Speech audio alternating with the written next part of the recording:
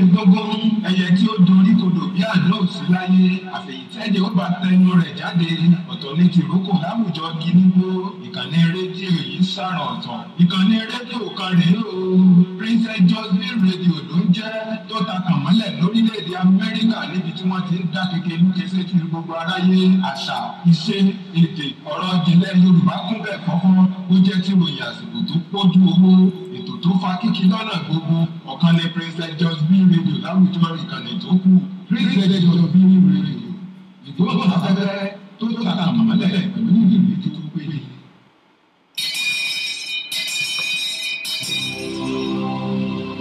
Èrè o aráyé ẹ wá gbọ́. Kìrìsìtẹ́nì ìgbàanì ètò kẹtàǹkà tó balẹ̀ gùdẹ̀ bí àwòrán òjò sórí Princess Josephine rédíò Jeremiah 6:16 wípé a bèrè ojú ọ̀nà ìgbàanì kí ẹ sì rìn níbẹ̀. Ta ni kìrìsìtẹ́nì ìgbàanì? Irú ìgbé ayé wo ló yẹ kí kìrìsìtẹ́nì ìgbàanì máa gbé? Ta ni wòlíì?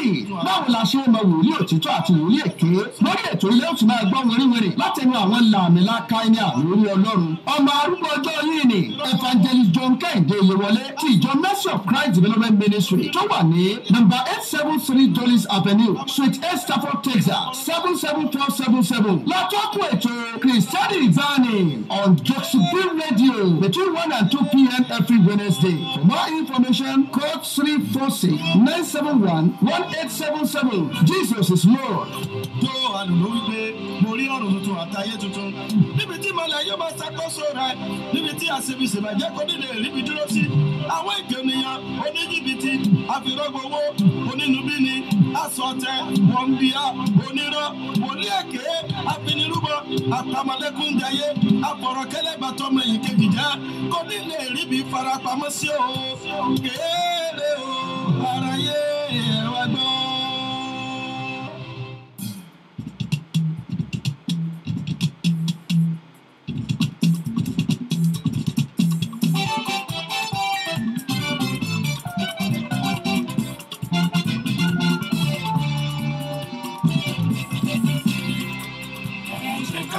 Nínú ìbò, ìyọ̀nà olóore. Àánú rẹ̀ yóò wá títí, lọ́dọọdọ dájúdájú.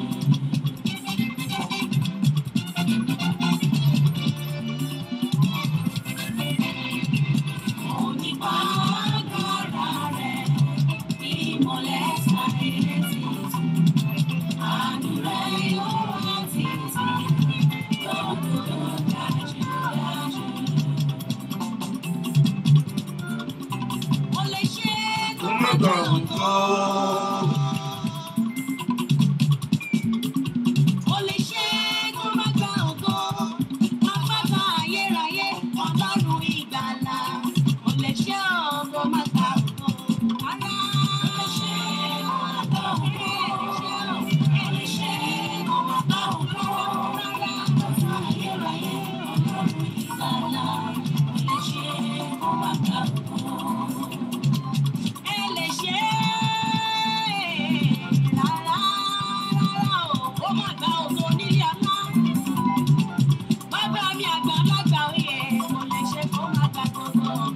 Lórí ilé mi ò gbọ́dọ̀ tako, lórí iṣẹ́ mi ò gbọ́dọ̀ tako, lórí ohun gbogbo tí mo ní pátápátá ó gbọ́dọ̀ gba òun.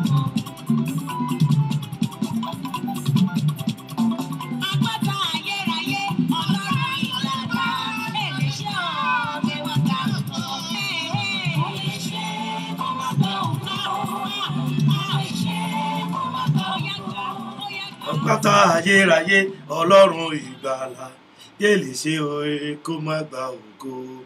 Kábíyèsí arúgbó ọjọ́ agbógbó tó kọjá ogbó, àgbààgbà tó kọjá àgbàlagbà, òrànmọ níṣẹ́ fàyà tí Aláàfin àjọbọ, onítẹ̀ àánú oníbùgbé ògo, mímọ́ ni ọba tí ń gbébi mímọ́ ṣe mímọ́ jẹ mímọ́, ọba tó wọ mímọ́, ọba tó ń fi mímọ́ ṣaṣọ bora, òkun dẹ̀dẹ̀ tẹrùtẹrù, adára tán apẹ́ tán, olùmọ̀ àgbà tó tayọ lọ́gbọ́n ayé, igi àràbà tó wù sọ́run tí so fara ayé jẹ, awọnilásọ lójú ajánisí òwò, atúnisẹ lójú abanijẹ́, aranilọ́wọ́ lójú arenilẹ̀, afanigòkè lójú afanisílẹ̀, ọba túnisẹ lójú abanijẹ́, ọba arégún dànù tí ń gbégun ayé ẹni dànù, ọba sore má sì règún agbanimágbàjẹ́ ọ̀rọ̀ ńlá tó jáde nínú èèyàn tó jẹ́ èèyàn lọ ọ̀rọ̀ tó túni sílẹ̀ ọ̀rọ̀ tí ń dáni nídè ọ̀rọ̀ tí ń túni ṣe ọ̀rọ̀ tí ń gbé ní ga ọ̀rọ̀ tí ń ranni lọ́wọ́ òfẹ̀fẹ̀ tí ń fẹ́lẹ́ ayé olùmọ̀ àgbà ìjìnlẹ̀ láyé ìjìnlẹ̀ lọ́run kábíyèsí ẹlẹ́dùnmarè mo bá burúburú wájú ọba ńlá ajíkalùkápọ̀ òkàkẹ́wò káyè adúró ti ní lẹ́yìn asòótọ́ akọ̀mọ́gbètì kalẹ́yìn kábíyèsí o aláàfin àjọbọ onítìí àánú oníbùgbé ògo ọ̀kẹ́gbá tìrìgbá ọ̀gbàgbà tìrìgbà ọ̀gbàgbà tí gbálá àdúgbò ọba aláyé lọ́run ọba nìkànnìlẹ̀ ọba mọ̀nàmọ̀ní ọba mùnímọ̀lá onígẹ́gẹ́ ti gẹ́gẹ́ onígẹ̀gẹ́ngẹ̀ olóòní àtàná oníjẹta ìjẹrin alàpà ìjayà arìnrìnàjùrán lọ alamọlójú inú olórí àwọn tọ̀run olùdáǹdè olùgbéniga Jehovah Sikenu Jehovah Elohim Jehovah Eloheka Jehovah Roy Jehovah everything Jehovah ẹ bá ń gbé sókè lọ́nà.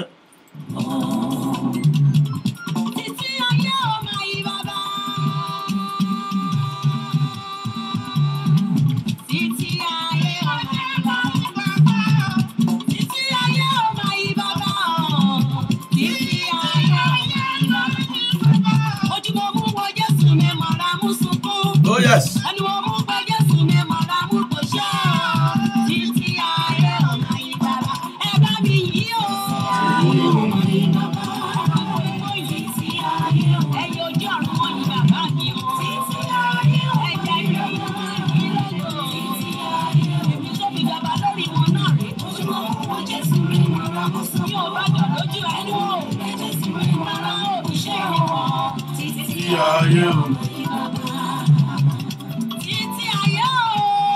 Títí ayé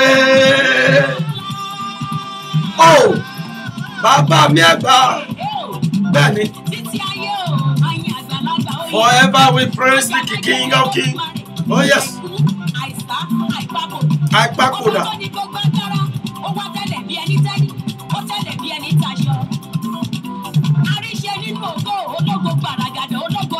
Ológo gbaragada bẹ́ẹ̀ni. Àwọn ìrà àwọn èrò. Títí ayé ò máa yí bàbá máa yí o. Títí ayé ò máa yí ẹ bá mi gbóhùn sókè dáadáa. Títí ayé ò máa yí bàbá.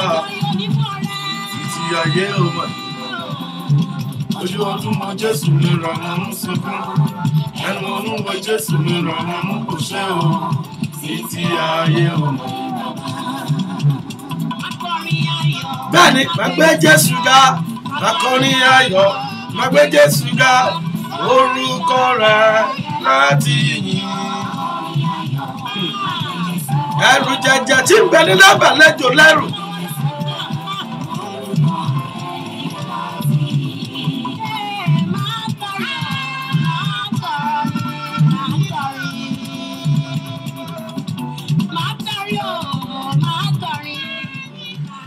Bẹ́ẹ̀ni màá kọrin láti yin bàbá mi arúgbó tó gbó ju gbogbo ayé lọ adàgbàmọ́tẹ̀pá adàgbàmọ́pàròyè aláàfin àjọbọ onítìí àánú oníbùgbé ògo ọ̀kan ṣoṣo gbòógì tó ju ayé àti ọ̀run lọ.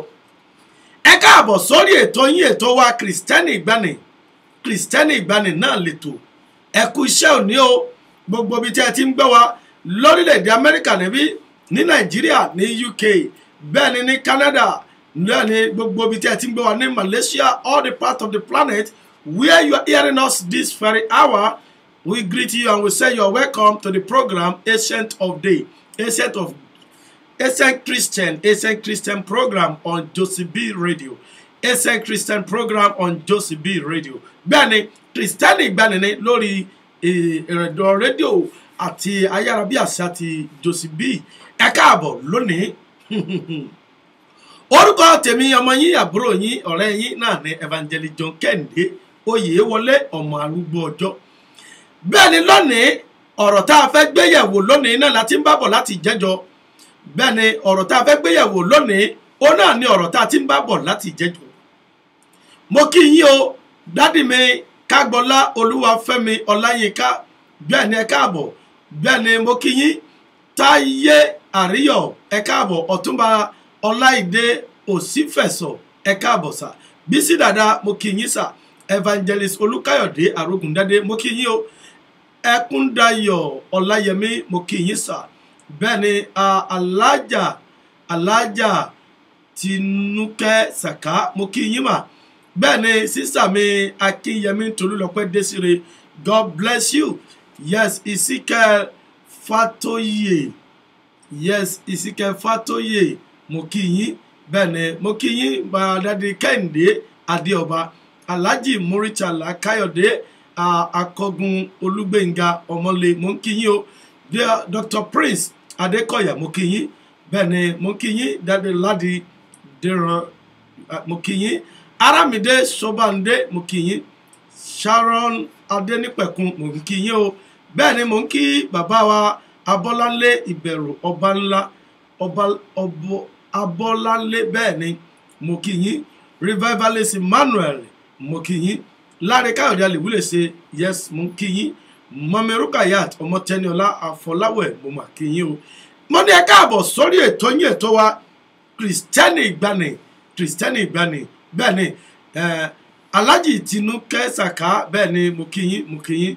Bẹ́ẹ̀ ni yes Ọlájùmọ̀kẹ́ Olíyídé mo kí yín. Bẹ́ẹ̀ ni Tèmítọ́pẹ́ Ọbáfẹ́mi Powerful, oh daddy you are welcome, bẹ́ẹ̀ ni mo kí yín o pé ẹ káàbọ̀ sórí ètò yín, ètò wa Kristẹni Ìgbàanì. Lórí ètò yìí lónìí a fẹ́ tẹ̀síwájú níbi tá a dánu dó sí ní ìjẹ́jọ́.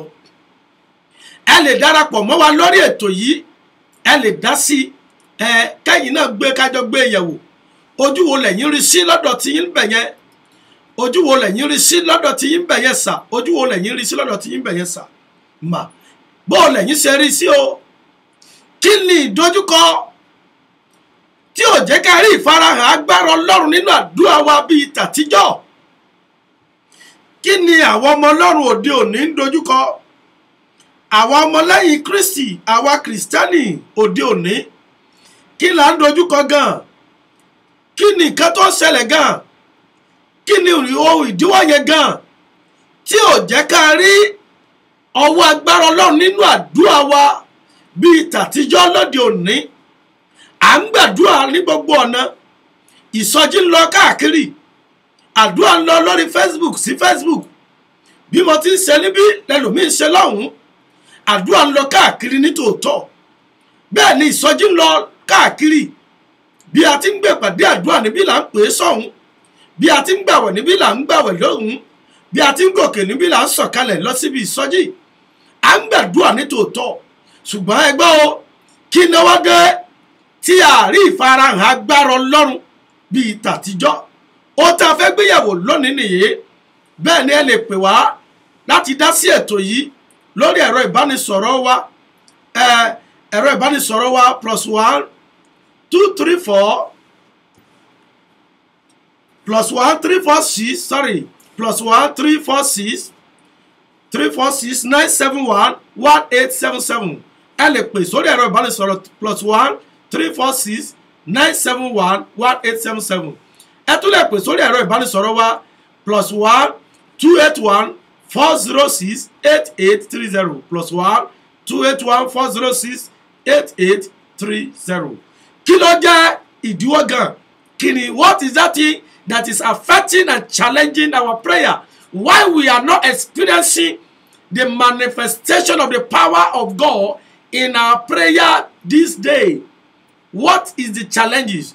What is that thing? What is the hindrances? What is causing the delay?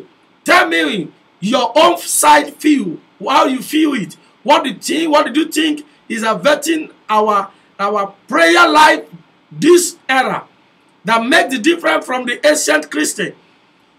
In the ancient day, we can see and we've heard and we have read how God manifested his power in the prayer life of those our fathers. So what is happening to our generation? Why are we not experiencing the manifestation of the power of God as old?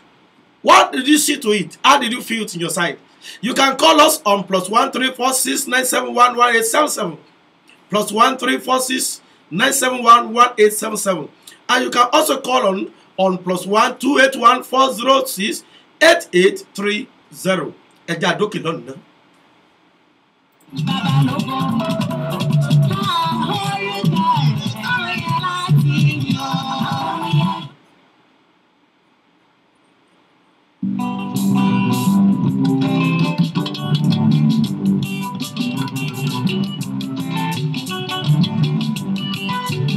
Áńgẹ́lì ń kọrin lọ́run, òdòdó ń yọrí, ewéko ìgbẹ́ ń jó, wọ́n kọrin mímọ́. Wọ́n kọrin ògo ògo, wọ́n kọrin hallelúyà. Wọ́n kọrin ògo ògo, wọ́n kọrin hallelúyà. Hosanna, Hosanna, ẹgbẹ́ Hosanna o, ẹ̀yin bàbá lógo. Onígbàgbọ́ ayé ẹ jọ̀wọ́ níbo là ń lọ gan. Ibo là ń lọ gan. Ẹ̀yin Mùsùlùmí òdodo, mo sì jíbọ́ lọ́dọ̀ yín náà. Hello. Ẹ káàsán o dáde wa, ẹ káàbọ̀ sórí ètò yín ètò wa Kristẹni Ìgbàanì. Ọbáfẹ́mi Tèmítọ́pẹ́ powerful ló ń pè ó dádì. Ẹ káàbọ̀ dádì, ẹ káàbọ̀ sórí ètò yìí, bó lẹ̀yin ṣe rí lọ́dọ̀ tiyín. Ètò tó dára ni dádì, adẹ̀dúpẹ́ pé ajá alábàápín nínú ètò náà. Ọlọ́run sí Ọlọ́run sí hallelujah. Àmín. Dádì, ohun tí èmi rí sí agbára Kristẹni Ìgbàanì tí ò sí mọ́. Ìkíní ni pé ẹ̀ṣẹ̀ ti pọ̀ ní àpọ̀jù dádì. Ìfẹ́ ara, ìfẹ́ owó, ìfẹ́kùfẹ́ ó ti pọ̀ lọ́kàn àwa Kristẹni nísìnyí. Ọ̀pọ̀lọpọ̀ wa ò sin Ọlọ́run nítorí pé a ní ìfẹ́ Ọlọ́run mọ́. A ń sin Ọlọ́run nítorí pé à ń wá ojú rere kan, bóyá a fẹ́ gbà nǹkan kan lọ́wọ́ Ọlọ́run. À ń tá bá dẹ̀ ti rí nǹkan yẹn gbà lọ́wọ́ Ọlọ́run, a máa ń gbẹ̀yìn dání, a ò ní rántí Ọlọ́run mọ́. Ó tún dìgbà tí ìṣòro bá tún dé la tún máa ń sátọ Ọlọ́run wá. So agbára yẹn ti wá sún sẹ́yìn, ìyẹn number 1. Then èyí tó ṣe ìkejì jù dádì ni pé ìtàjẹ̀sílẹ̀ ti pọ̀ jù. Ìtàjẹ̀sílẹ̀ ti pọ̀ jù. Bíbélì ti sọ wípé ojú Ọlọ́run kan sí ẹ̀ṣẹ̀. Bẹ́ẹ̀ni. Ìtàjẹ̀sílẹ̀ ó ti pọ̀ ní àpọ̀jù. A ti nífẹ̀ẹ́ ara wa mọ́ gẹ́gẹ́ bí ènìyàn sí ènìyàn. Olórin kan ló sọ pé téèyàn ò bá nífẹ̀ẹ́ ọmọ ẹnìkejì rẹ̀, ó ní kò lè nífẹ̀ẹ́ Ọlọ́run. Láyéláyé. Sọ sí ni tá a bá nífẹ̀ẹ́ ara wa dénúdénú, a ò lè nífẹ̀ẹ́ Ọlọ́run. Ó bẹ́ẹ̀ ni. Àwọn ìdí nìyí tó ṣe dàbẹ́ ni pé ojú Ọlọ́run kan sí àwa ènìyàn. Ẹlòmíràn tó tilẹ̀ ń gba àdúrà tó ń káàkiri tó ń lọ òkè lọ sísàlẹ̀, ohun tó ń bẹ nínú rẹ̀ sí ọmọlàkejì ẹ̀ dádì, ó gẹjẹgbẹ. Tí a bá ṣì gbé ènìyàn kárí gẹ́gẹ́ bí Yorùbá wá ló gẹjẹgbẹ, ó lágbára ló jẹ́ bẹ́ẹ̀. Àyàfi ìgbà tí a bá padà sí ìfẹ́. Bíbélì ní ìfẹ́ ni àkọjá ohun gbogbo. Bẹ́ẹ̀ ni ó sọ nínú ìwé Jọ́ọ̀nù, ó ní òfin mi ni pé ẹ nífẹ̀ẹ́ ara yín. Bẹ́ẹ̀ ni. So àyàfi ìgbà tí a bá bẹ̀rẹ̀ sí ní nífẹ̀ẹ́ ara wa dénúdénú, àwọn ọ̀run á máa gbà, wọ́n á máa jẹ́ fún wa bí ìgbàanì. Dádì, ká má parọ́, àdúrà ń gbà o. Bẹ́ẹ̀ni. Agbára Ọlọ́run wà bí ìgbàanì. Bí ti gbàanì, bẹ́ẹ̀ni. Ọlọ́run ò yí padà. Kò yí padà dádì. A dúpẹ́ pé ikọ̀ àti ìrọ́jú àti ìríjú Ọlọ́run ni yín. A mọ̀ wípé ẹ máa ń rí ọwọ́ agbára Ọlọ́run nínú ayé àwọn kankan tó fi tìfẹ́tìfẹ́ ń sin Ọlọ́run. Ẹ̀yin náà lè jẹ́ tẹ́síbò, ẹ lè tẹ̀lé sí yẹn. Bẹ́ẹ̀ni sà. Ṣùgbọ́n bẹ́ẹ̀ni ohun tí ò jẹ́ kó kọ́mọ̀ mọ́ ni ohun gbogbo tí mo ti sọ wọ̀nyí, ẹ̀ṣẹ̀ àti ìtàjẹ̀sílẹ̀ pẹ̀lú àìnífẹ̀ẹ́. Bẹ́ẹ̀ni. Ẹ ṣé dádì wa. God bless you sir. Ẹ ṣé tí ẹ darapọ̀ mọ́ wa lórí ètò yìí. Mo ti note point yín náà sílẹ̀ bẹ́yẹn. God bless you sir. God bless you sir. God bless you. Tó ọ̀nà lẹ ti gbọ́ yẹn ẹ̀yin ará lé. Ẹ̀yin tẹ́ ń gbọ́ lórí rédíò àtẹ̀yin tẹ́ ń wò wá lórí ẹ̀rọ ayárabíàṣá tó ń pè ní Facebook on the internet. You are hearing on the internet. You can hear what our Father has said. Bẹ́ẹ̀ni wọ́n ní there is bloodshed. So that is one, there is bloodshed and sin are so much. That is why we are not experiencing the manifestation of power of God as of old in our new and in our generation. Yet there is prayer. Prayer answer. God still answer prayers of old. The Bible said it's the same yesterday, today, and forever. But there are some things that have not allowed God to manifest his power as of old. So, hello. Ẹ káàbọ̀ sórí ètò wa sà. Kí lorúkọ dádì tún mi tó ń pè àti bolẹ̀ tí ń pè ẹ sì bá wa dá sétò yìí. Kájọgbọ́lá Olúwafẹ́mi láti Dallas. Oh, Daddy, you're welcome, sir. Daddy Kájọgbọ́lá Olúwafẹ́mi. We thank God for your life, for this opportunity to be part of this program. Thank God, sir. Well, I want to share one of my experience. Okay, sir. What I've discovered in Christendom. Okay, sir. The first is that unbelief. People don't believe again. And the second one is that there is no more power on the altar. The reason is the first one. Because people have failed God. They have disappointed God. One, the people have, church is expected to take care of the widow, but they deny them. Àwọn ọmọ aláìní bàbá, àwọn opó, wọn ò ṣe yẹn mọ́. Cherry unbelief yẹn, àwọn èèyàn wọn ò believe Ọlọ́run mọ́ torí wọ́n fẹ́ kíákíá àìlè ní sùúrù. And God is not a magic. He's it's not a magician. He's a miracle working God. So, àìnígbàgbọ́ àti pé agbára ò sí lórí pẹpẹ mọ́ torí pé àwọn èèyàn wọ́n ti ṣe Ọlọ́run, wọ́n ti disappointed. Wọ́n ti já Ọlọ́run kulẹ̀. Wọ́n ti já kulẹ̀. Thank you, sir. Wọ́n ti já Ọlọ́run kulẹ̀. Wọ́n ti pa májẹ̀mú Ọlọ́run, wọ́n ti padà. Wọ́n ti pa májẹ̀mú Ọlọ́run tì sẹ́gbẹ́ kan àti mú iná àjòjì gorí pẹpẹ. Bẹ́ẹ̀ni, ẹlòmíì ti da ìpè, ó ti da májẹ̀mú ìpè. Bí dáàdì tó pè lẹ́ẹ̀kan yẹn náà, wọ́n ní ìtàjẹ̀sílẹ̀ a ti ń fi àwọn èèyàn rú, a ti ń fi àwọn èèyàn ṣe foundation church nítorí ìyanu. Nítorí ìyanu. Ìyanu òkùnkùn, ìyanu ọ̀run àpáàdì. Ọlọ́run sì ni ìyanu. Bẹ́ẹ̀ni. Ó ní orúkọ inú ìwé ìta pé orúkọ rẹ̀ á sì máa jẹ́ ìyanu. Ìyanu. Bẹ́ẹ̀ni. Jésù ní gangan ní ìyanu. Ẹ tó bá ti ní Jésù ní Olúwa àti Olùgbàlà. Ó ní láti rí ìyanu tó ń ṣe pẹ̀lú ọkàn òtítọ́ àti òdodo. Ẹ̀rọ àwọn ìránṣẹ́ Ọlọ́run wà, ẹ máa ti rí i pé Ọlọ́run lo ẹnìkan báyìí wàhálà bẹ̀rẹ̀, Ọlọ́run á dẹ̀ máa wò. Wọ́n máa ti pé òróró wà lórí ẹnìkan wàhálà bẹ̀rẹ̀ nìyẹn. Wọ́n ti máa abẹ́rẹ́ sí máa ẹ́bí wa níbo ló ti wá. Agbọ́n náà dẹ̀ ọ̀rá kúò láàrin wọn. Àwọn tọ́lọ̀ ti ń lò tẹ́lẹ̀. Àwọn eléyìí wọn ò nífẹ̀ẹ́ ara wọn. Àwọn eléyìí kò sífẹ̀ẹ́ láàrin wọn. So by doing that, àná àdó nígbà tó bá gbàwẹ̀ rọ. O ò lè mọ́lẹ̀ gbàwẹ̀. You cannot break God with your fasting. Oh yes. You don't have love. Oh yes. Oh yes. Ẹ ṣé dádì wa Kájọgbọ́lá, ẹ ṣé gan.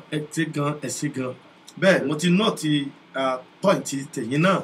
Tó ó náà lẹ́ ń gbọ́ yẹn ẹ̀yin aráalé.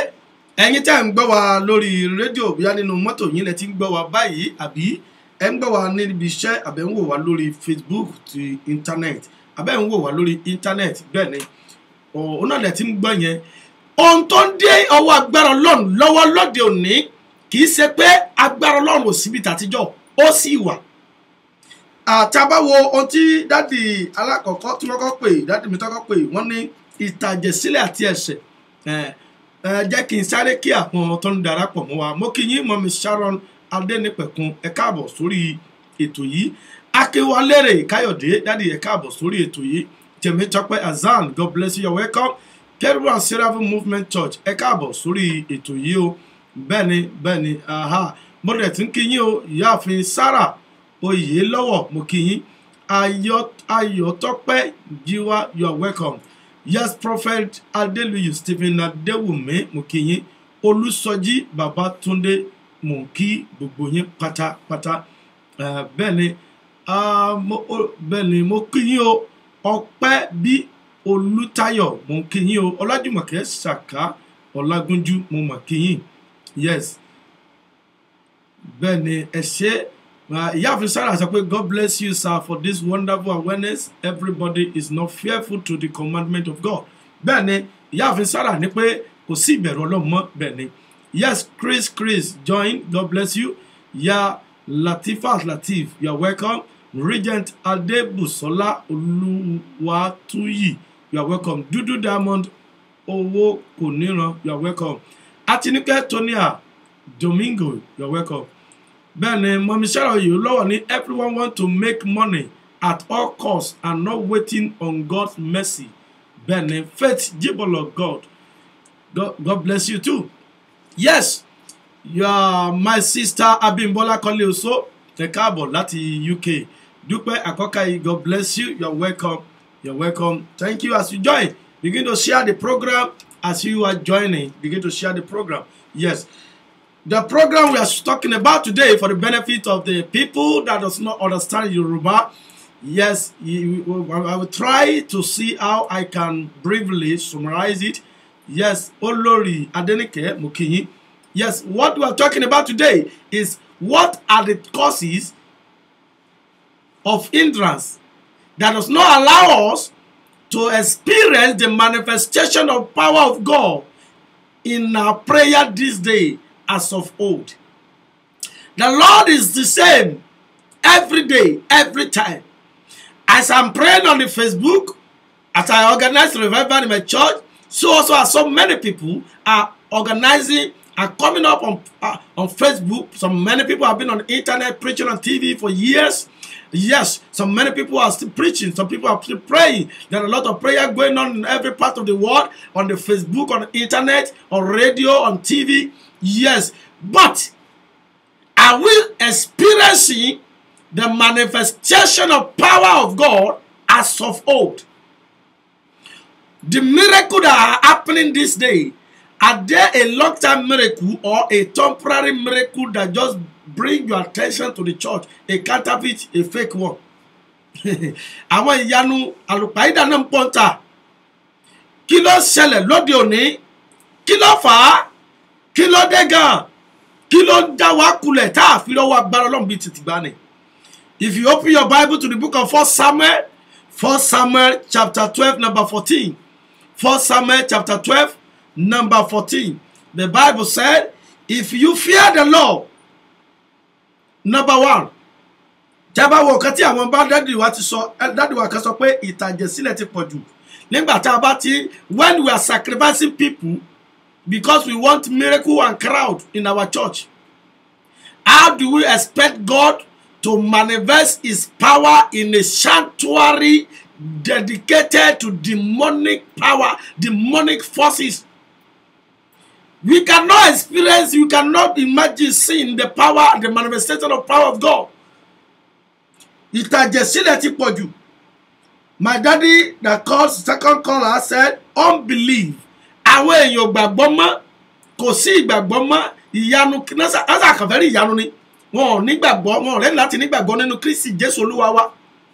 Ohun tí wọ́n nílò ní ìyanu, they just want miracle. That is why they go to church. Some people just want to pray. Oh, wọ́n ní mo lálàá, ogun àlá tí mo lá yẹn, wọ́n ní kí n lọ gbàdúrà torí ẹ̀ lẹ́lòmíì sí lọ church. Oh, ogun tó ń jà, ogun tó ń jà ẹlòmíì. Oh, wọ́n sọ pé ogun kan jà mí torí ẹ̀ ló ṣe lọ church. Oh, mo fẹ́ lọ gbàdúrà kí n lè rọ́kọ rere fẹ́ torí ẹ̀ lẹ́lòmíì ṣe lọ church. Mo fẹ́ lọ gbàdúrà kí n lè rí aya rere fẹ́ torí ẹ̀ lẹ́lòmíì ṣe lọ church.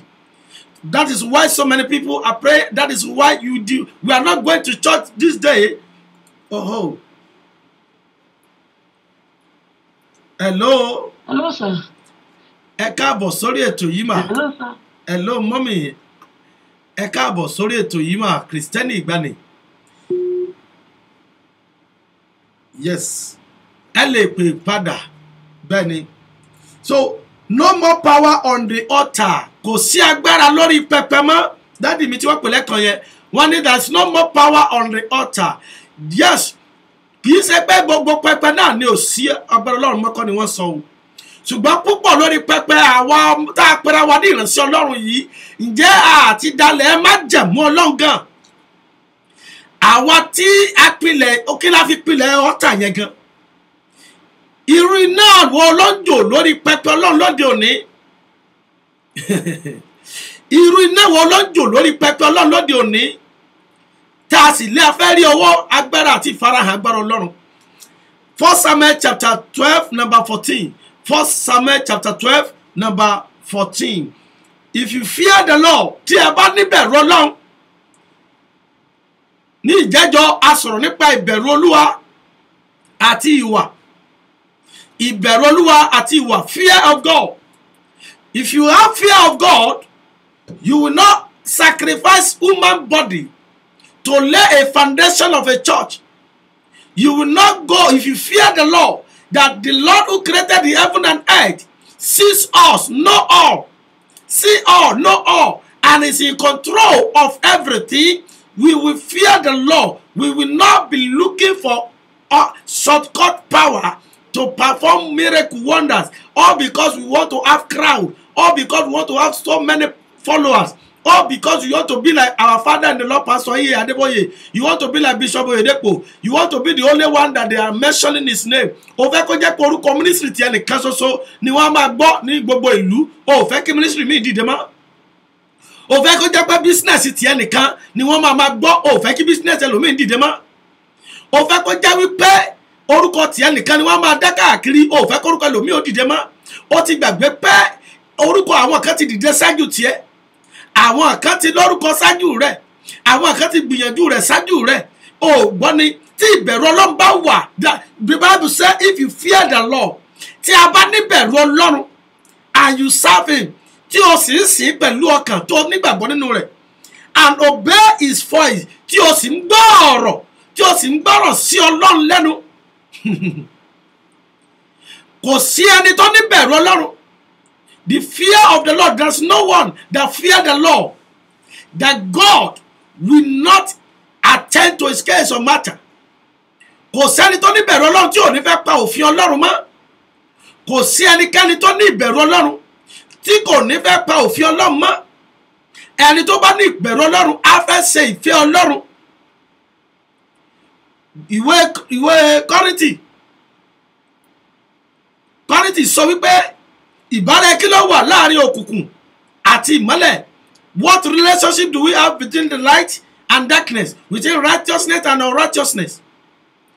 But we do not fear the Lord anymore. Olúkálùkù wa àìníbẹ̀rù Ọlọ́run ti jẹ́ ká bẹ̀rẹ̀ sí ní ṣìwàhù, a bẹ̀rẹ̀ sí ní sọ tó wù wá. Àìníbẹ̀rù Ọlọ́run mọ́, a ti ń forúkọ Ọlọ́run jalè, à ń forúkọ Ọlọ́run parọ́, à ń bara wa jẹ́. A sì ní afẹ́rí owó agbára Ọlọ́run bíi ti gbani. Ẹ lè pè wọlé láti dá ṣètò yìí. Ẹ lè pè sórí ẹ̀rọ ìbánisọ̀rọ̀ wa +1 346 971 1877 +1 346 971 1877. Ẹ tún lè pè sórí ẹ̀rọ ìbánisọ̀rọ̀ wa +1 281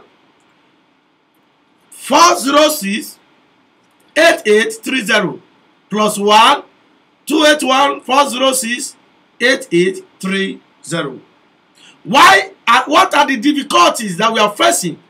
What are the challenges? What are the problems we are facing that made it difficult for us in our generation to experience the manifestation of the power of God as of old? Ìyanu tó ń ṣẹlẹ̀ lónìí, ṣé ìyanu tí ń bá wa dalẹ̀ ni àbí ìyanu àárín ìṣẹ́jú díẹ̀, ìyanu oṣù díẹ̀, ọ̀sẹ̀ díẹ̀? The miracle you are experiencing, is it a miracle that permanent in your life, or a miracle you experience and in such a month it is no more? Arábìnrin kan ló béèrè lọ́wọ́ mi. Ó ní pastor, mo ní yes ma. Ó ní ẹ̀sà. Ó ní kí ló dé tó yẹ pé tí èèyàn bá rí ìyanu níbi ìsọjí, ìyanu yẹn kì í pẹ́. Mo ní bo ní orísun ìyanu yẹn ti wá àti tí pé ẹni tí ìyanu ṣẹlẹ̀ nínú ayé rẹ̀ yẹn gan, ìgbé ayé wo gan ló ń gan fúnra rẹ̀ ń gbé. Ẹja dókè lọ́nà. Kristẹni ìgbani lètò, ètò lètò Kristẹni ìgbani. Àgbàgbà nínú oní ìgbàgbọ́ ẹ jọ̀wọ́ ní gbogbo àdúgbò lọ. Blessing mi rè kù lójoojúmọ́ ṣe bóun là ń wá kiri. Kákọ́lé kára mọ́tò rẹpẹtẹ ṣe bóun là ń wá kiri.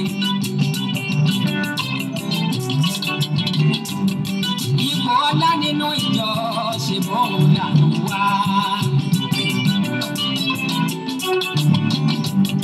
Àwùjájọba ọ̀run mọ́ ìgbàlà ara là ń wá kiri.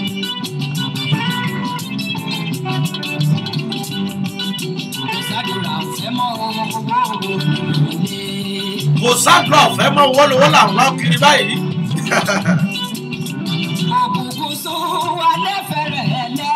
Bẹ́ẹ̀ni, Ìdájọ́ fẹ́rẹ̀ dé o. ìjájọ́ bẹ́ẹ̀ dé. Àwọn ayé ẹ̀ múra.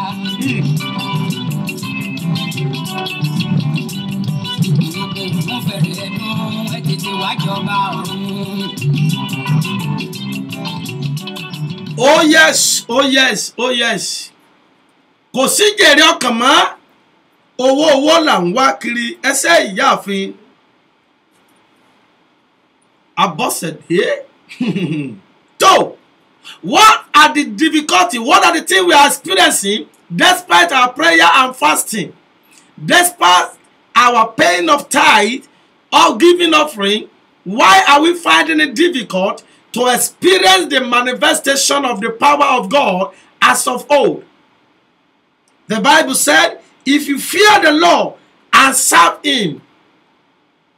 Do we fear God anymore in today's Christendom? In the midst of we the Christian, can we find the fear of God? Can we see the fear of God as of old? Ẹ ti gbàgbé Anania àti Sàfírà tí wọ́n ní bẹ̀rù Ọlọ́run, tí wọ́n fẹ́ darapọ̀ mọ́ àwọn tó ní bẹ̀rù Ọlọ́run lọ́jọ́sí. Ẹ rántí tó ṣẹlẹ̀ sí wọn ni èyí.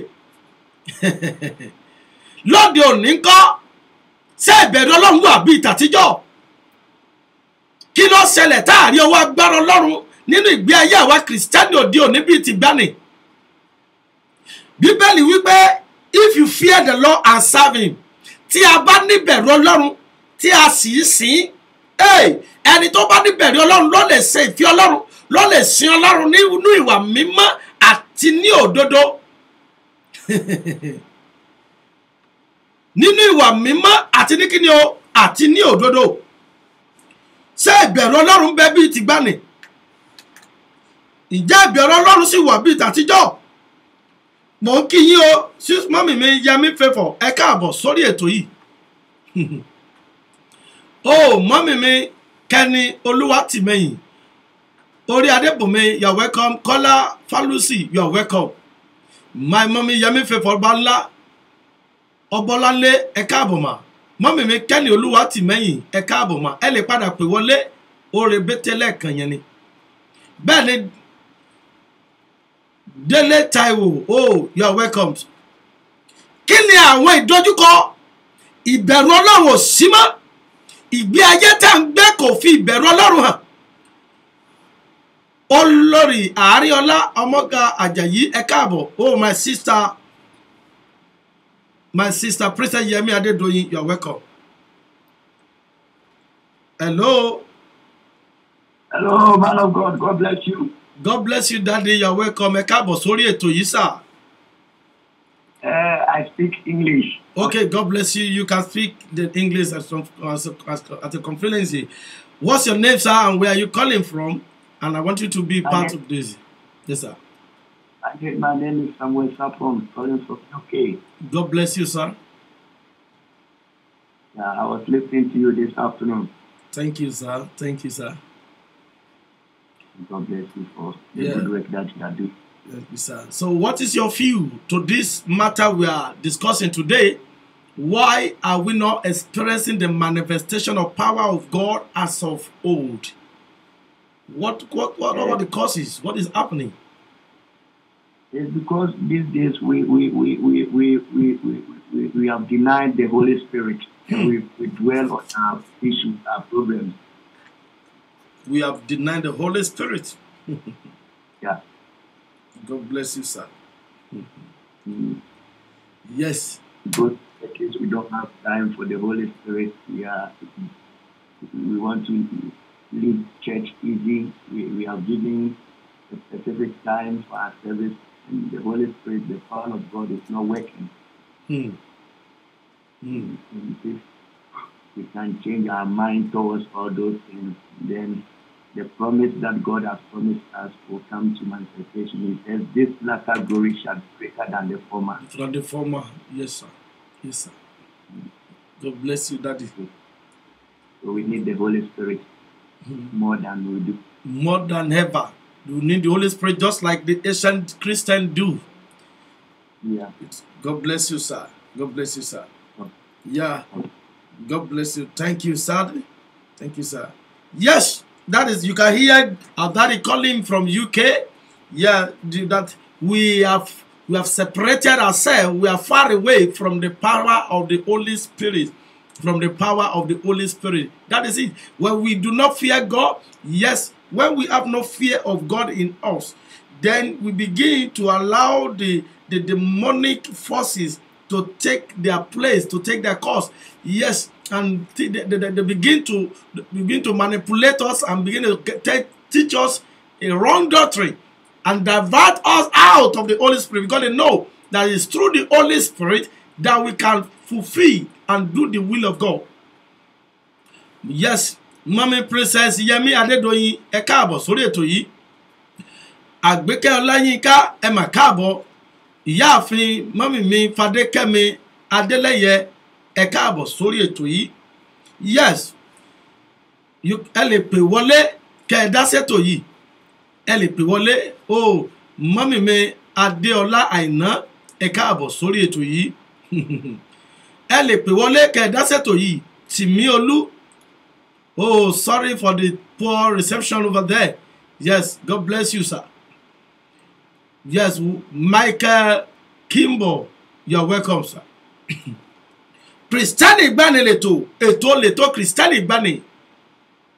When we do not fear God and we begin to put things that are not supposed to be seen in the life of we the Christian. If you fear the Lord, the elder used to say, charity begin at home. Charity begin at home. When you do not fear God, in your own, the life you are living at your own closet, ìgbé ayé tá ń gbé nínú ilé, ọkọ, ìgbé ayé wo ló ń gbé nínú ilé, ojú wo ni ìyàwó fi mọ̀ ọ́, ojú wo làwọn ará àta fi ń rí ọ. Ìyàwó, ojú wo làwọn ará ilé fi ń rí ọ, ojú wo làwọn ará àta fi ń rí ọ. Tó bá dé church, mo sọ ń jẹ́jọ́, wàá di angeli, wàá di angeli. When you get to church, you become angel. You look like angel. But the lifestyle, your character, your behaviors does not reflect God, does not reflect someone who fears the Lord. Yes, Mommy Sarah Oyelowo said they want to reap where they don't sow. Yeah. Thank you, Mommy. The lifestyle you are living does not even reflect God. It does not even reflect Christ. The Christ we say we are promoting. The Christ we say we are claiming to have. Oh, Mommy Maslina Lara Abraham, you're welcome. My sister Esther Ojoba, you're welcome. Oh, ìwọ tí ó jẹ́ olórí ẹ̀mí, èmi pastor, ẹ̀yin deacon, ẹ̀yin deaconesses, what type of lifestyle are we living? Are we just a eye service and pretender in the church that want to be an agent in the church, devil representative at home? Ẹni tí ò gbọ́ràn sí ìyàwó lẹ́nu, ìwọ tó Timothy kó tó gorí pẹpẹ tó ló fẹ́ kọrin ìyìn sí Ọlọ́run, tí a bá ní ìbẹ̀rù Ọlọ́run, tá a rántí ohun tó ṣẹlẹ̀ sí Ananias àti Sàfírà, tí a sì rántí tí a sì gbọ́rọ̀ sí ọ̀rọ̀ Ọlọ́run, only if you fear the Lord, serve him, obey his voice, and do not despise his commandment. If we fear the Lord and we are serving God in truth, in sincerity, there is no how we will not experience the manifestation of the power of God as of old, even in our house. Even in our house. Kelly Smart, God bless you. Obasa Dapo, Obasa, Daddy, you are welcome, sir. If we fear the Lord If there is fear of God in the Christendom of this day, and the pastors and evangelists and prophets, they are not looking for the downfall of each other. They are not looking for mistake of each other to begin to spoil a pastor on their altar. You are not setting up people against each other. Wọ́n ní kò sí bẹ̀rù Ọlọ́run mọ́. Ẹlòmíràn tí bẹ̀rù Ọlọ́run bá wà, ìgbé ayé tá ń gbé a ò ní gbé, a ó sì máa rí ọwọ́ agbára Ọlọ́run bíi tìgbàanì. A family that cannot join hands together in their closet. Family that cannot join hands together in their closet and pray and call on God and receive the power of God, manifest and receive the manifestation of the power of God in their house. How will they encounter God in the church? What you don't have, you can't give it.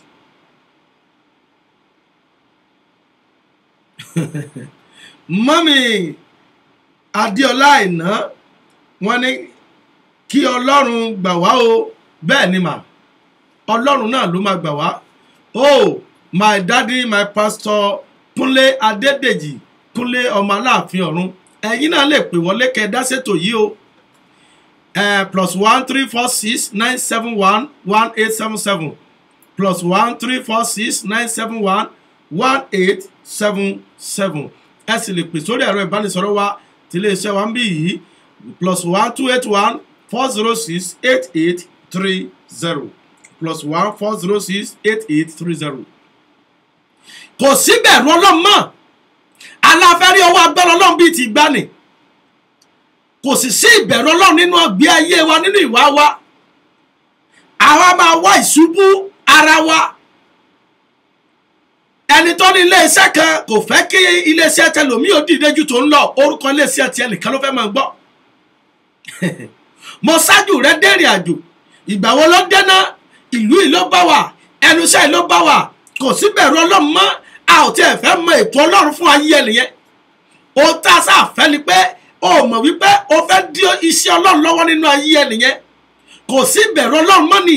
Òun náà ni ò jẹ́ ká rí agbára Ọlọ́run bíi ti gbani. Ẹni tí ń gbógun tì mí, ó yá Olúwa gbógun tì wọ́n. Ìwọ gẹ́gẹ́ ẹni tí wọ́n ń gbógun tì, kí ni k'Olúwa ṣe fún ọ?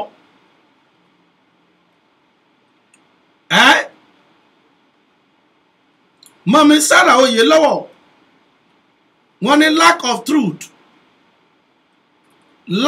truth and God's love. Olúwadárasími James, God bless you, you're welcome. Alhaji Rasak Sani, you're welcome, sir. Bẹ́ẹ̀ni, when there is lack of truth, yes sir. Òtítọ́ ọ̀rọ̀ àti sáfọ́ òtọ́ ọ̀rọ̀ báyìí.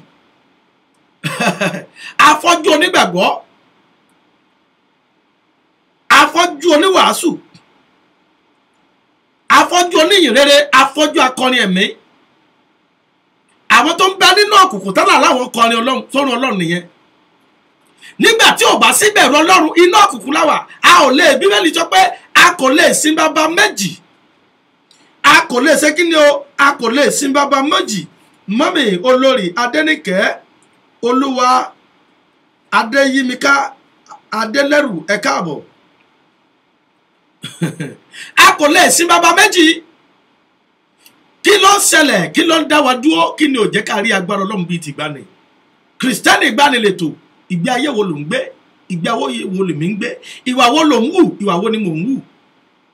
Ọ̀rọ̀ ẹ̀yìn, ìbanijẹ́, àrákan, ìkorò, ìwà búburú, ìṣọ̀tẹ̀, odi yíyàn. Bẹ́ẹ̀ ni Mọ́mì Olórí Adéníkẹ́ wọ́n ní it's all about money, no more truth, no more truth, no more. Bẹ́ẹ̀ ni owó lọ́kùtà ń lé kiri. Ó ló máa mú mi lọ sí inú orin tí a fẹ́ gbọ́ yìí kí n tó máa dágbére fún tòní. Kristẹni gbani ètò Kristẹni gbani. Ẹ lè pè wọlé sórí ẹ̀rọ ìbánisọ̀rọ̀ +3 46 971 1877 or +1 281 406 8830. Ẹ jẹ́ ǹdókè lọ́nà náà kí n tó máa dágbére.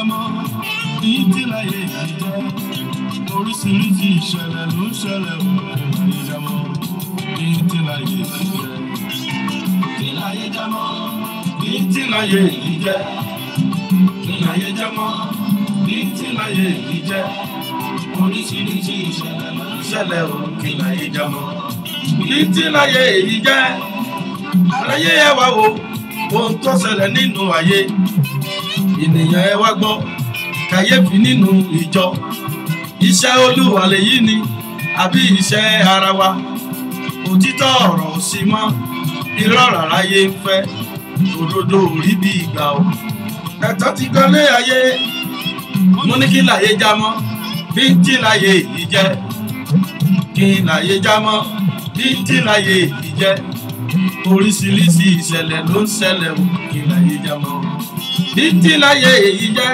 kí ni yóò kí láyé já mọ́ bí tí láyé yìí jẹ́ oríṣiríṣi ìṣẹ̀lẹ̀ ló ń ṣẹlẹ̀ o kí láyé já mọ́ bí tí láyé yìí jẹ́ ìjọ kan ò sí mọ́ nínú ìjọ Ọlọ́run ìjèrè owó ló gbà ìsọjígbà ìkẹyìn ìsọ̀rọ̀ láàrin ìránṣẹ́ èyí ló wá gbáyé kan kí pásítọ̀ fúnni lóyún èyí kò tilẹ̀ tuntun kò lè láráyé ń wá aráyé owó Ọlọ́run ọ̀rọ̀ Ọlọ́run kò tà mọ́ òun iṣẹ́ wòlíì ló ń ta wọ́n ní kí láyé já mọ́ bí tí láyé yìí jẹ́ kí láyé já mọ́ bí tí láyé yìí jẹ́ oríṣiríṣi ìṣẹ̀lẹ̀ ló ń ṣẹlẹ̀ o kí láyé já mọ́ bí tí láyé yìí jẹ́.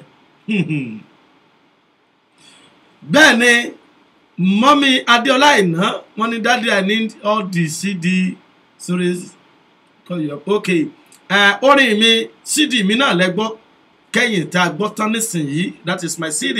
Yes, you are welcome Òpómúléró ọmọ Yorùbá, you are welcome.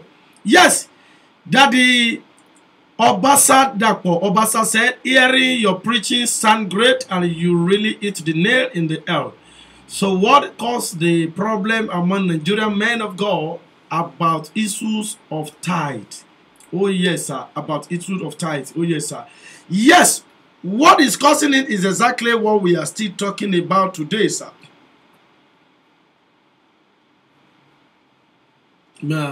What is causing it is what we are talking about today, sir. There is no more fear of God, and we are not speaking truth anymore. Those who are speaking the truth, they are being threatened. There are programs that I did, and I thank God for the people that follows me on the platform. There are programs I did on my Facebook, and I talk about who has Jesus, who really have Jesus. And I also talk about Omale Jesu, a bastard and a true son of Jesus. Now, if we said we are in Christ, we are not in crisis. Christ is not in crisis. So many people are in crisis, not in Christ. And lack of the fear of God made us to begin to criticize each other. Criticism led us to begin to preach a wrong teaching. Because I want to preach to condemn a pastor's teaching. Because he's pulling crowd. Maybe that is where he's making money. Maybe that is how he's being blessed. Maybe that is how where he got money to buy jets. Maybe that is... They do not even allow God to speak to them before. The Bible said in the book of John chapter 15. John chapter 16, number 12 and 13. He said, yet I have so many things to tell you, but you cannot bear them now. Only but when the Holy Spirit come, he will not speak of self. The Holy Spirit, the Spirit of truth. The Spirit of truth. Remember, sir, that the Lord said, those that will worship God must worship God in spirit and in truth. Which means there are spirit of error, spirit of lies, spirit that is not true. So those that must serve God must have the fear of God. And those who have the fear of God that are serving God must serve it in spirit and in truth. So when I preach on my platform, I talk about all these lies and we pretending like a saint, like a holy pastor, holy evangelist, holy bishop, holy apostle, holy prophet, but we do not want to hear the truth. So many people are calling me that I am I'm agent of criticism. No, I am talking about what the Bible said. Ilé ayé yìí àfilẹ̀ fi bá sọ ni. We are just what do you call it? We are on a journey. We are on the market wall. This world, we will leave it one day. If I say the truth, I will die. If I tell lies, I will die. Why don't I even say the truth and die? There is no more fear of God. That is it. So, Bethany Olatokunbo, you are welcome. Faith Jibolo, God bless you. God bless you. Yes. Mami Sarah Yolo said, I pray God take absolute power of all the world. Amen. Yes. My sister Bimbola Koloso, God bless you. My sister said, may God have mercy on us all. Yes. Daddy Temi talk about Femi powerful. Daddy said, Daddy ẹ sọ fún wọn wípé ilé ayé àfi ọwọ́ bà fi sílẹ̀ ni o. Oh yes, ebe ni. Kunle Sebanjo, you are welcome. Yes, yes. Adekitan, Foga, you are welcome. To mi ò ní àròjọ muso lókun lónìí pẹ̀lú agbára lọ́dọ̀ Ọlọ́run. Yes, a tún máa pàdé ní ọjọ́ mẹ́jọ lórí ètò Kristẹni Ìgbàanì. A máa pàdé lọ́jọ́ mẹ́jọ ní orí ètò Kristẹni Ìgbàanì. Ohun tí gbogbo wa gbọ́dọ̀ gbéyẹ̀wò ní o. Ǹjẹ́ ìbẹ̀rù Ọlọ́run bẹ nínú ayé tèmi tí mò ń sọ̀rọ̀? Ǹjẹ́ ìbẹ̀rù Ọlọ́run bẹ nínú ayé tìwọ tó ń sọ̀rọ̀? Ìgbé ayé wo ni mò ń gbé? Ọ̀rọ̀ tí mò ń sọ, ǹjẹ́ wọ́n ń rí nínú ayé mi? Ìwà wo lèmi àti rẹ̀ ń hù? Ìgbé ayé wo lèmi àti ẹ jọ ń gbé? Ìgbé ayé àgàbàgebè nílùú wa lọ́hùn. I am from Kwara State. Wọ́n máa ń pè kankan ní àkálámọ̀sà, hypocrisy. Àkálámọ̀sà. Ìyá mọ́mì mi á ní alákàlámọ̀sà ni ọ́. Alágàbàgebè. Hypocrite. Ìgbé ayé wo là ń gbé? Chameleon lifestyle. Mo wà lórí afẹ́fẹ́, mo ń sọ̀rọ̀ bí ẹni tí ìwà rẹ̀ mọ́, bẹ́ẹ̀ ni à ń bọ ẹ̀ṣẹ̀ wa mọ́lẹ̀, à ń wàásù fún àwọn ẹni tí afọ́jú tí ń wàásù fún ẹni pé afọ́jú tó ń wàásù, ta ni wàásù fún o? Afọ́jú ọmọ Ọlọ́run olódodo àbí ẹni tí ò mọ ọ̀rọ̀, tí ò sí ọ̀rọ̀ Ọlọ́run nínú ẹ̀, ìgbé ayé rẹ̀ gan òwúwọ́ Ọlọ́run. Tọ́n bá ti sọ pé wọ́n ní fún ọ, ìwọ náà ti gbé sórí. Àwa tí ń gbèjà ara wa, àjẹkọ́lọ́ ń gbèjà wa mọ́, ẹ̀san ti wà lọ́wọ́ wa, àfẹ̀sánlẹ̀ fọ́lọ́ mọ́ o. Ìgbé ayé wo ni wọ́n ń gbé? Kí n tó máa lọ lónìí, ìgbé ayé wo ló ń gbé? Ìwà wo ló ń hù? Ìwà wo ni mò ń hù? Mọ́mì ìdápadà ògo mi Kẹ́hìndé, ẹ mà káàbọ̀. Ìgbé ayé wo ló ń hù? Bẹ́ẹ̀ ìṣe wo ló ń ṣe? Irú ìrìn wo ló ń rìn? Kó o tó wàásù, kí ló ti fi ń sẹ́nu? Àwọn àjẹtẹ́lẹ̀ wo ló ń jẹ? Àwọn àjẹsínú wo ló ń jẹ? Tẹ́mi àti ẹ bá dórí pẹpẹ, àfi tí ìbá ṣe pé agbára Ọlọ́run ń lò, ó sì mọ̀ tó ń lò, ìwọ náà mọ̀ tó ń lò o. Àfi tọ́lọ́run ò bá pè mí, nítòótọ́ Ọlọ́run pè ọ́, ṣùgbọ́n sọ sì wà nínú ìpè yẹn. Chọ́ọ̀chì tó ń lọ, ìwà wo ló ń hù? Ṣèbí àṣìṣe pásítọ̀ ló fẹ́ lọ rí? Ṣèbí ìwọ fẹ́ lọ dán pásítọ̀ wò ni? O ti mọ tí yóò kó o tó gorí pẹpẹ. Tó bá gbàdúrà tó chọ́ọ̀chì tán, you are Ẹ̀jẹ̀ Brọ́lá, Ẹ̀jẹ̀ Bíọ́lá, Ẹ̀jẹ̀ Gabriel, Ẹ̀jẹ̀ Kẹ́hìndé, Ẹ̀jẹ̀ Sarah, Ẹ̀jẹ̀ Florence, Ẹ̀jẹ̀ Henry, Ẹ̀jẹ̀ John, Ẹ̀jẹ̀ Johnson, Ẹ̀jẹ̀ Bukola, Ẹ̀jẹ̀ Rebecca, Ẹ̀jẹ̀ Sọlá, Ẹ̀jẹ̀ Dami, Angel ní wá nílé ìjọsìn. Ṣùgbọ́n tá a bá dénú ilé wa tán, àwọn èèyàn gámú ní pé ṣé eléyìí ló ń ní Jésù báyìí, eléyìí ló ń ṣẹ̀dé láti chọ́ọ̀chì ní báyìí. Ìgbé ayé wo ló ń gbé? Ìbẹ̀rù Ọlọ́run tó ń bẹ nínú ayé rẹ tó òun náà ni màmá fi sì lọ lónìí. Lágbára Ọlọ́run ọ̀gá ògo, tó bá di ọjọ́ mẹ́jọ, a tún pàdé lórí ètò yín, ètò wa Kristẹni Ìgbàanì lórí Josibi Radio. Ẹ lè pàdé wa lórí íńtánẹ́ẹ̀tì Josibi Radio. Ẹ ti lè rí wa lórí Facebook Live. Bẹ́ẹ̀ lẹ lè gbọ́ wa nínú ọkọ̀ yín Josibi Radio on FM Houston, Texas. Mo kí amójú ẹ̀rọ mi, bàbá mi Afọlábí Abọ́lájí, mo kí yín o. Yes.